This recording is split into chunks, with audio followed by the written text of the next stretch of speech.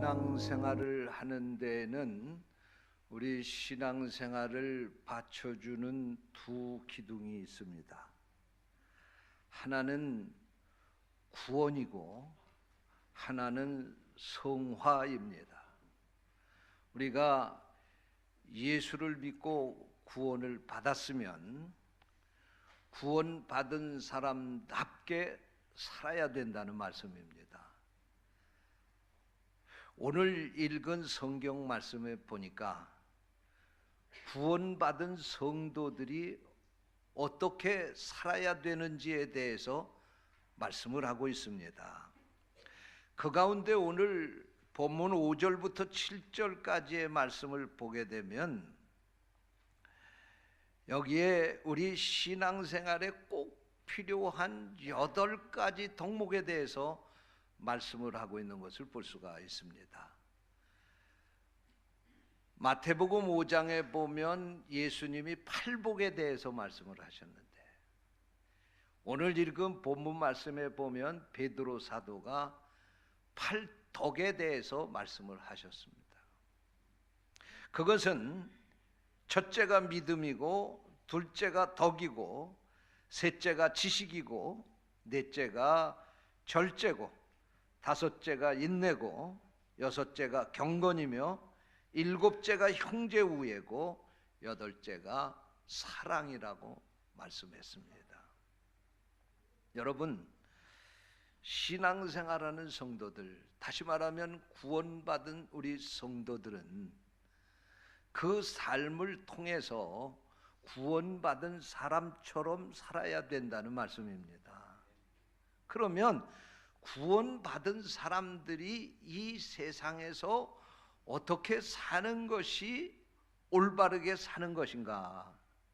바로 그 사는 방법이 이 8가지의 덕을 가지고 살아야 된다는 것입니다.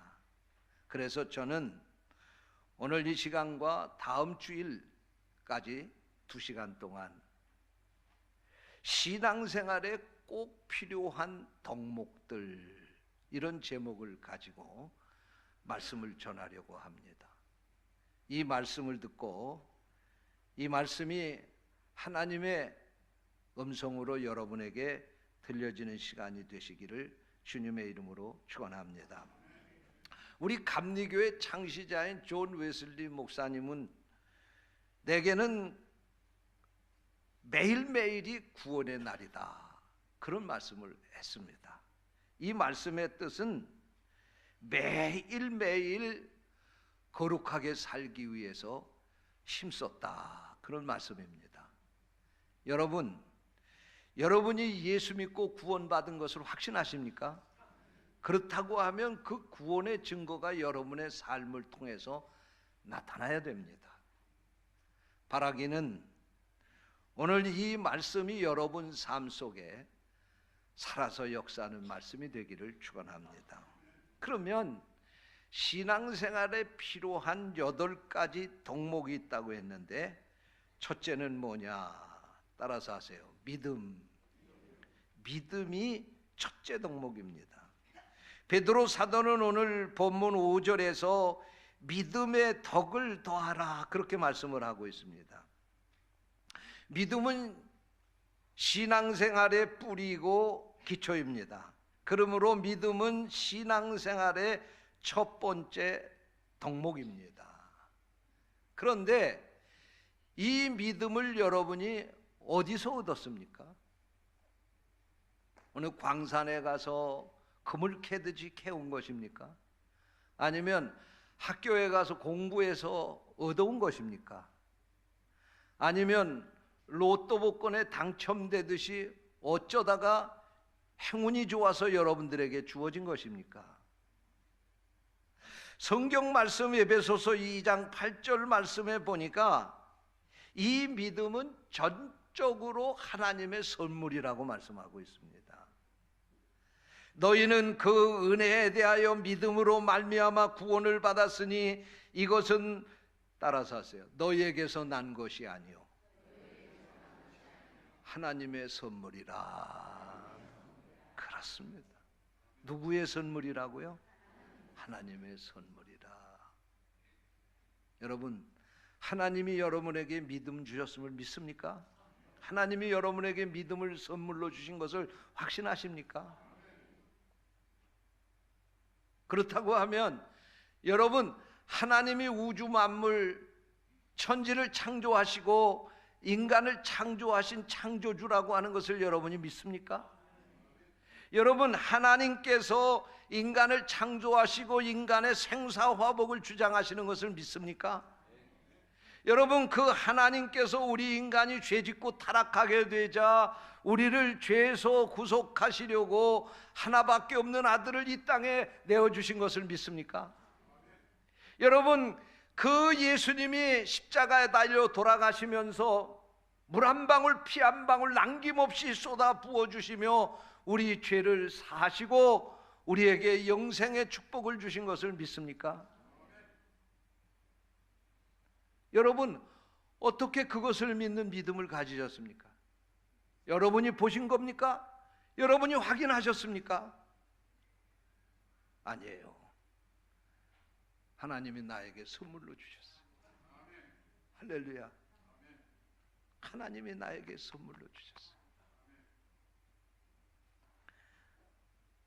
그러므로 우리는 하나님의 선물을 받은 성도로서 이 세상을 살아갈 때에 무엇이든지 이 믿음 위에 세우면서 살아가야 되는 거예요. 여러분의 가정도 믿음 위에 세우시고, 여러분의 자녀들도 믿음 위에 세우시고, 여러분의 사업도 믿음 위에 세우시고, 여러분의 하는 모든 일들 이 믿음 위에 세우세요. 여러분의 인생도 이 믿음 위에 세우시고, 여러분이 무엇을 하든지 그 모든 일을 이 믿음 위에 세우면서 살아가시기를 축원합니다. 이것이 구원받은 성도들이 첫 번째로 갖춰야 될 덕목입니다. 이 믿음을 떠나면 우리가 잘못 사는 겁니다. 이 믿음을 벗어나서 무엇을 하면 우리가 잘못한 것입니다. 믿음은 우리 신앙생활하는 성도들의 삶의 기초입니다.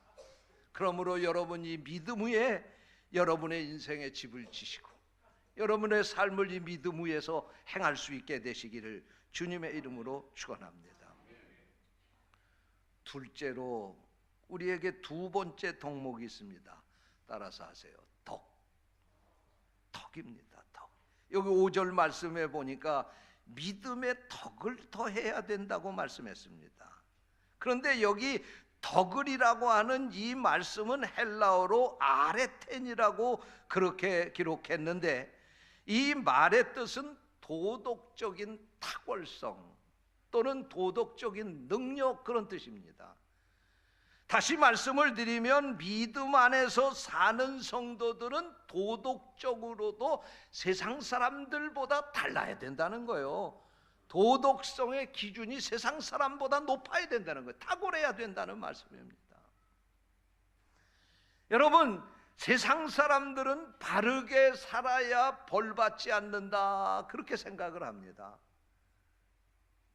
그러나 우리 믿음 안에서 사는 성도들은 벌받지 않기 위해서 바르게 사는 것이 아니라 하나님이 우리에게 믿음을 주셨기에 그 믿음의 양심을 가지고 바르게 살아가는 겁니다. 할렐루야. 네? 믿지 않는 사람들은 죄지면 두려워하잖아요. 그런데 우리는 죄짓고 두려워서 죄를 안 지는 것이 아니라 우리에게 믿음을 주셨기에 믿음의 이 양심을 가지고 세상 사람들보다 더 높은 기준의 도덕성을 갖추면서 살아야 된다, 그런 말씀입니다. 우리가 신앙생활을 한다고 하면서도 우리 믿음 위에 이 덕을 쌓지 않으면 우리의 믿음이 독선에 빠지기 쉽습니다. 이기주의에 빠지기 쉽습니다. 교만에 빠지게 됩니다. 우리가 이 믿음에 우리의 덕을 쌓지 않으면 이런 사람들은 신앙생활을 한다고 하면서도 자기를 기준으로 해가지고 자기 좋은 대로 남을 판단하고 정죄하고 비판합니다. 믿음의 덕을 쌓지 않는 사람들은 말 한마디 한마디가 상대방에게 상처를 줍니다. 갈등을 일으키게 됩니다. 그리고 이런 사람들은 내가 좋으면 다 좋은 거고 내가 나쁘면 다 나쁜 겁니다. 이것은 믿음의 덕을 쌓지 않기 때문에 그런 것입니다. 그래서 믿음의 덕을 쌓지 않은 사람들은 마치 고슴도치와 같은 것입니다. 고슴도치는 좀 움직일 때마다 남을 찌르는 거예요. 그 가시로. 믿음을 가지고 산다고 하면서도 이 덕을 쌓지 못하면, 이 덕을 가지고 살지 아니하면 그런 사람들은 상대방을 찔러서 가슴 아프게 합니다. 상처를 냅니다. 다른 사람들이 그 사람 가까이 하지 못합니다. 가까이 하는 것을 두려워하는 것입니다. 그 사람이 하는 말이나 행동이 많은 사람들에게 상처를 주게 되는 것입니다. 믿음의 덕이 더해지지 않으면 믿지 않는 사람들을 대하게 될 때에도 그들을 전도의 대상으로 보는 것이 아니라 정죄의 대상으로 보는 것입니다. 그래서 나는 믿음이 있으니 구원받고 너는 믿음이 없으니 멸망받는다, 심판받는다, 이런 생각을 하게 되는 것입니다. 믿음의 덕이 더해지지 않으면 나는 무조건 옳고 너는 무조건 틀렸다고 주장을 하게 되는 것입니다.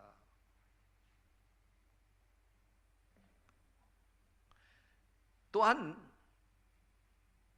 믿음의 덕을 쌓지 않으면 가는 곳마다 불화를 일으키게 되는 것입니다. 예수 믿지 않는 사람들도요, 서로 머리 끄들리고 머리 끄들고 싸우다가도 말이에요, 술 한잔 먹으면 언제 그랬느냐, 그리고 옛날로 돌아가잖아요. 근데 우리 예수 믿는 사람들은 한번 싸우고 나면 평생 화해 안 하는 사람이세요.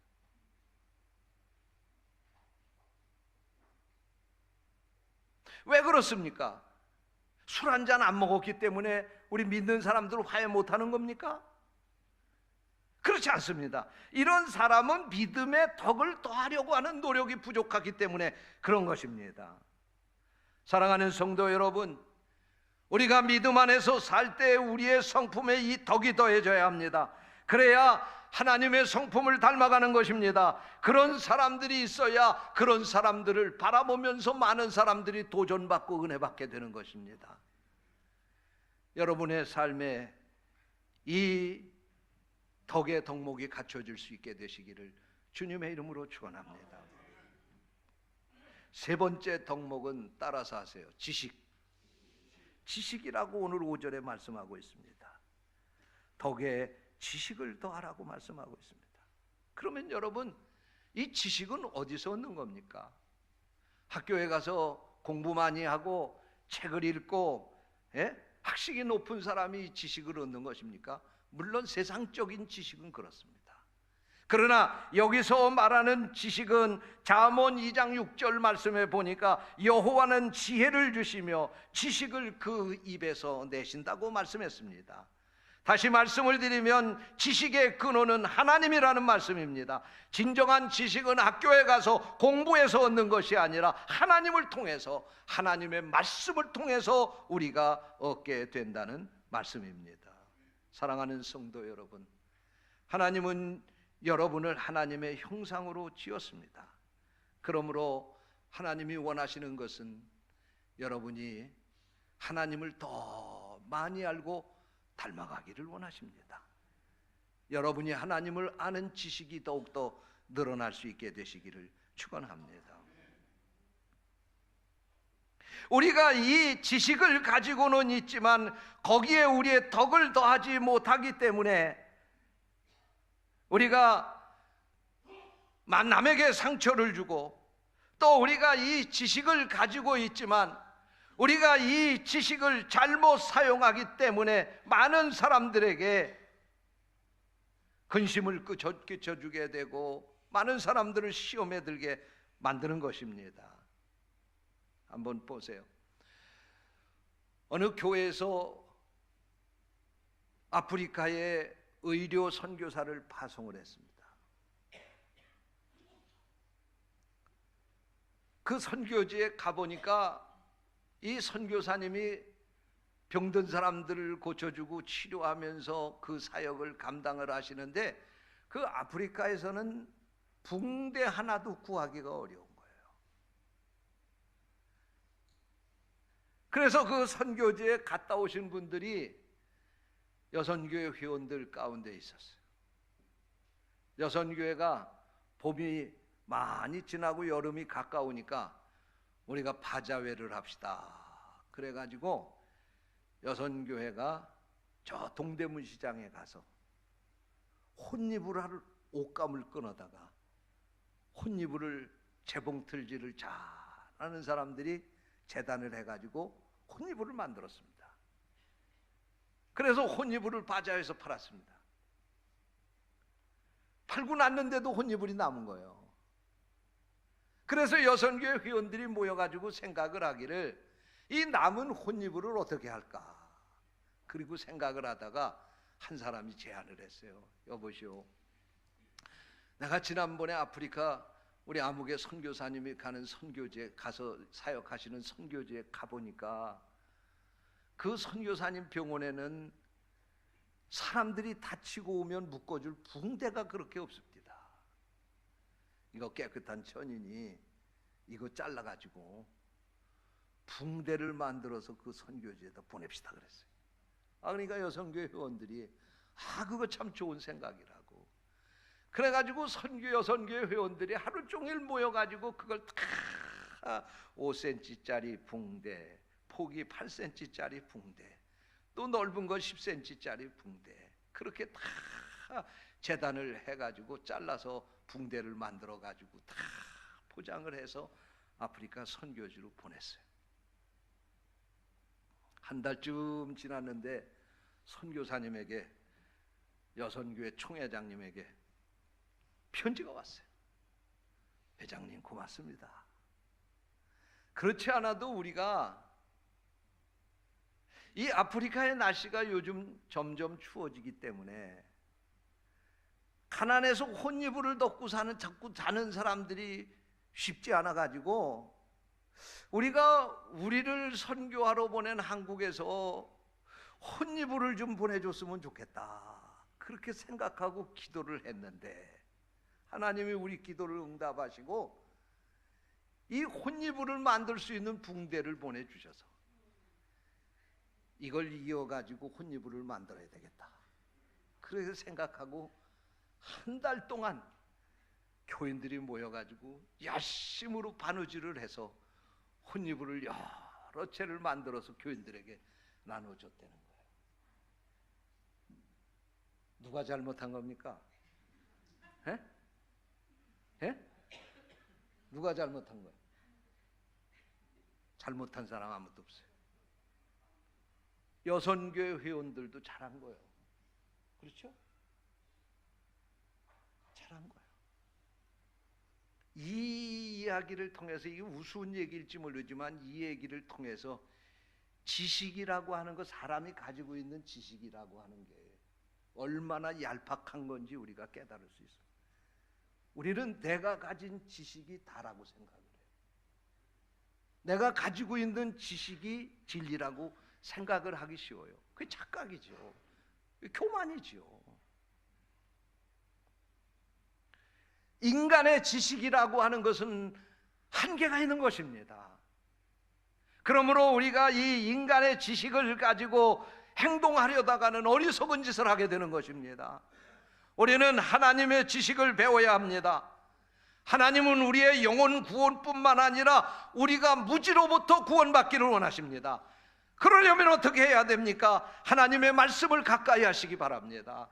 하나님의 말씀을 열심히 읽고 하나님의 말씀을 열심히 배우시기를 바랍니다.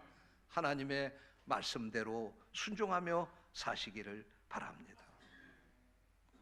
하나님은 인격적인 하나님이십니다. 우리처럼 지정의를 갖추신 하나님이요, 우리 인간이 하나님을 닮았다고 하는 것은 하나님의 외모를 닮았다는 것이 아니라 하나님의 성품, 하나님의 인격을 닮았다는 것입니다. 하나님의 인격은 지정의를 갖춘 인격입니다. 그러므로 우리가 너무 머리로 무슨 판단을 하고 해서 행동해도 실수하기가 쉽고, 우리가 너무 정적이 돼서 감정적으로 좋은 대로 행동하다가도 실수하기가 쉽고, 우리가 너무 동적으로 무슨 하려고 해도 안 되는 거예요. 이것이 조화를 잘 이루어야 되는데, 그러려면 우리가 하나님의 말씀을 잘 알아야 됩니다. 그래야 우리가 신앙생활을 잘할 수 있는 거예요. 여러분에게 하나님이 이 지식을 더해 주시기를 축원합니다. 그래서 날마다 하나님의 지식을 가지고 지혜롭게 인생을 살아가고 많은 사람들에게 본이 되는 신앙생활을 하는 성도들이 되시기를 축원합니다. 넷째로 한번 따라서 하세요. 절제. 네 번째 덕목은 절제입니다. 6절 말씀에 보니까 지식의 절제를 더하라고 말씀했습니다. 여기서 절제는 힘과 행동을 자제하는 것을 절제라고 말하는 것입니다. 여러분, 신앙생활을 하면서 지식이 없는 것도 문제이지만 절제하지 못하는 것은 더 큰 문제를 일으키게 되는 것입니다. 우리의 가진 지식은 절제된 지식이어야 합니다. 지식이 절제되지 아니하면 교만에 빠지기가 쉽습니다. 여러분, 세계사를 보게 되면 18세기의 유럽은 지식을 절대시하는 풍조가 지배적인 세상이었습니다. 그래서 그 당시에 나온 것이 계몽주의, 이성주의, 합리주의, 지적 만능주의가 유럽사회에 팽배해가지고 사람들은 진리를 과학으로 증명한 것만이 진리라고 그렇게 주장을 하고 숭배했습니다. 그것을 숭상했습니다. 그러니까 자연적으로 하나님을 멀리하게 되는 거지요. 그러다 보니까 그들의 문명이 발달되고 그들이 경제가 발전을 했지만 결국은 그들이 더 큰 혼란에 빠져서 피해 혁명을 일으킬 수밖에 없었고 종교개혁이 일어날 수밖에 없었던 것입니다. 여러분, 그렇습니다. 우리가 많은 지식을 가졌다 할지라도 그 지식이 때로는 절제가 함께하게 될 때 그것이 나에게 좋은 힘이 될 수 있다는 사실을 믿으시기 바랍니다. 아는 것이 힘이면 분명하지만 아는 것이 다는 아닙니다. 그러므로 지식의 절제를 더해야 지식은 진정한 힘이 되는 것입니다. 지식의 절제를 더하면 이런 사람은 많이 배워도 겸손하게 사는 것입니다. 하나님께서 여러분에게 이 절제의 은혜를 주시기를 축원합니다. 내가 좋은 대로 행동하는 것이 아니라 때로는 내가 좋아도 그 행동을 멈춰야 될 때가 있습니다. 내가 원하는 대로 하는 것이 아니라 때로는 내가 원하는 것이 아니라 상대가 원하는 것을 따라줄 수 있는 것도 바로 지혜인 것입니다. 오늘 여러분에게 하나님이 이런 은혜를 주시기를 축원합니다. 기도하겠습니다. 하나님 감사합니다.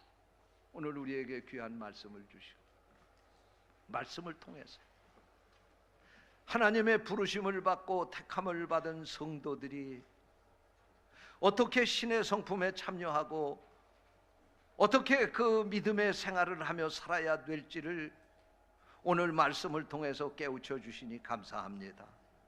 오늘 주신 말씀 기억하며 이 말씀대로 살아갈 수 있게 해 주옵소서. 주님의 이름으로 간절히 기도하옵나이다.